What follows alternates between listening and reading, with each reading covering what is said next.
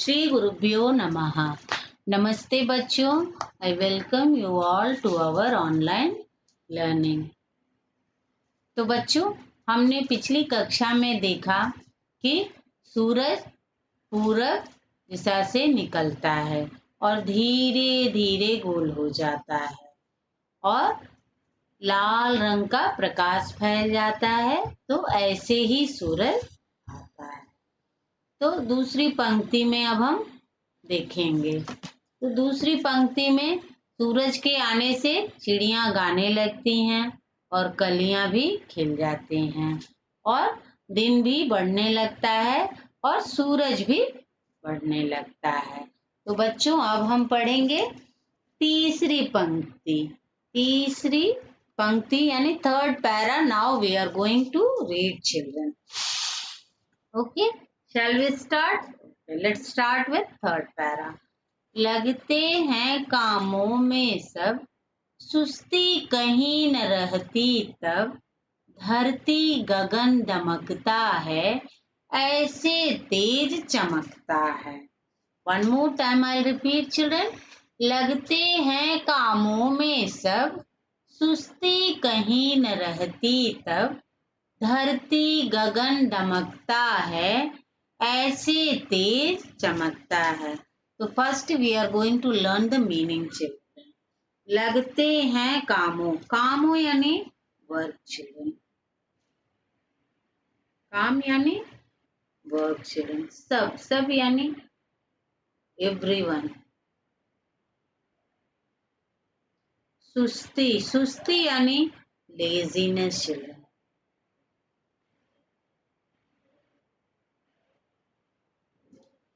Okay, धरती गगन दमकता है, धरती यानी अर्थ चिल्ड्रन।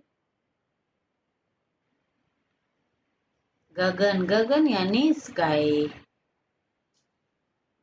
दमकता, दमकता यानी शाइन। ऐसे तेज चमकता है, तेज यानी ब्राइटनेस।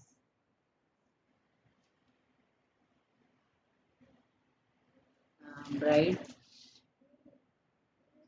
चमकता यानी shine. Okay, so now I am going to read the para. लगते हैं कामों में सब, सुस्ती कहीं न रहती तब। यहाँ कवि कहते हैं कि सुबह होते ही सबकी आलस दूर हो जाते हैं और सभी लोग अपने अपने काम में लग जाते हैं।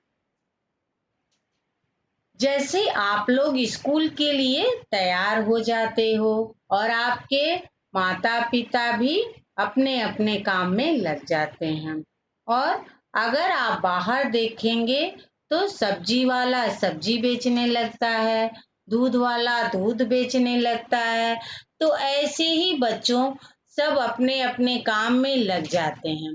धरती गगन दमकता है, मतलब कि जैसे जैसे सूरज आगे बढ़ता है वैसे वैसे ही उसका प्रकाश भी धरती और आसमान में फैल जाता है और सूर्य के प्रकाश से सारी जगहें चमक उठती हैं।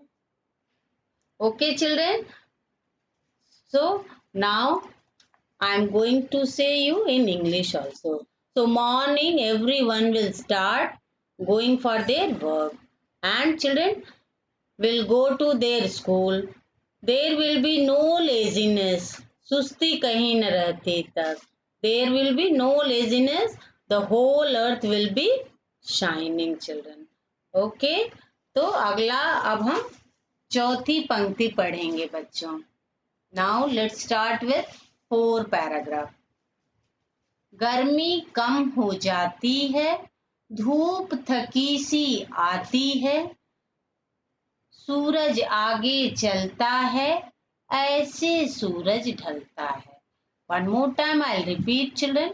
गर्मी कम हो जाती है, धूप थकी सी आती है, सूरज आगे चलता है, ऐसे सूरज ढलता है।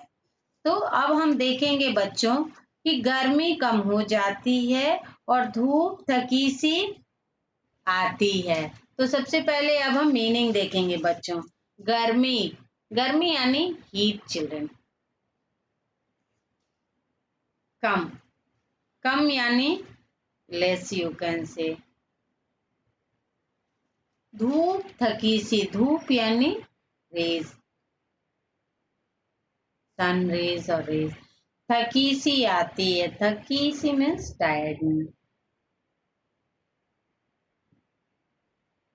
ओके, सूरज आगे चलता है, सूरज यानी यू नो चिल्ड्रन सन। चलना means walk, that is no name. ऐसे सूरज ढलता है, ढलना यानी सनसेट। सूरज, सूरज यानी सनसेट। ओके, तो अब हम देखते हैं गर्मी कम हो जाती है, धूप थकी सी आती है।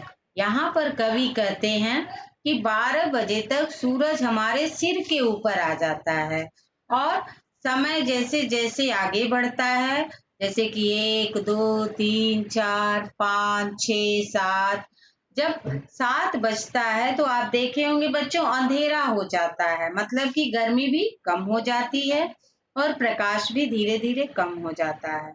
तो प्रकाश कम होने से अंधकार हो जाता है और बच्चों अंधेरा हो जाता है, मतलब कि शाम हो जाती है। ऐसे ही सूरज आगे चलता रहता है।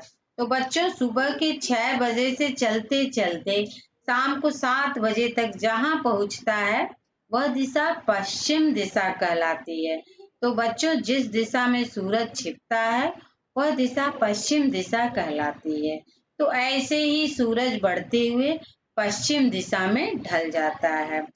तो बच्चों इस कविता के माध्यम से हम क्या सीखते हैं कि सूरज के आने से चारों तरफ नई चेतना आ जाती है और मतलब कि सबका आलस दूर हो जाता है और सब लोग अपने अपने काम में लग जाते हैं। Okay children, thank you children, धन्यवाद।